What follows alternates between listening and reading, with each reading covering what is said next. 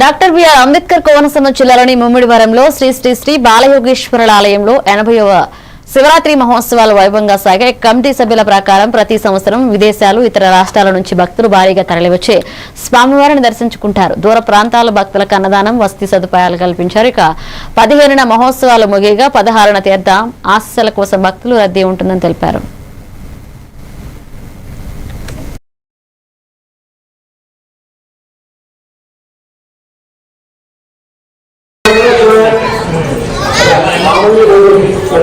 మహాశివరాత్రి సందర్భంగా నేను చెన్నై నుంచి వచ్చాను. నేను చిన్న వయసులో 3 ఏళ్ల వయసులోనే ఇక్కడికి వచ్చేసాను. మా తండ్రి గారు, మా కుటుంబం అంతా వస్తారు. తర్వాత నేను స్వామివారికి సంబంధించిన అన్ని గ్రంథాలు చదివాను. వారు చెప్పిన తత్వోపదేశాలు, ఆదేశ వాక్యాలు చదివాను.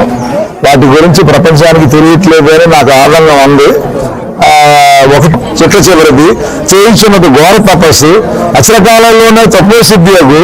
అట్టి తపస్సుకు ఏ విధమైన చల్ల మాటలకు ఉన్నట్టు తలుపులన్నీ మూసివేసి నిర్జనారణ ప్రదేశం వలె ఉండటం వల్ల తలుపులు వేసి లోపల వారు తపస్సు చేయడం జరిగింది.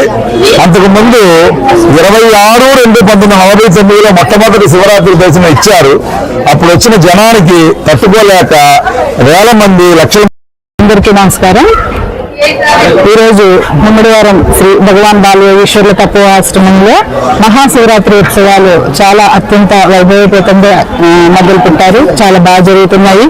ఉదయం 4 గంటల నుంచి సుప్రభాతం, తర్వాత పూజలు, స్వామి దగ్గరికి వచ్చి స్వామి దగ్గర బ్లెస్సింగ్స్ తీసుకుని అక్కడ ధ్యానం చేసుకుని వాళ్ళ కోరికలన్నీ కూడా స్వామితో చెప్పుకొని వాళ్ళ కోరికలన్నీ తీరిన తర్వాత మళ్ళీ కుటుంబ సమేతంగా ప్రతి ఒక్కరు కూడా వచ్చి స్వామి దర్శనం చేసుకుంటున్నారు.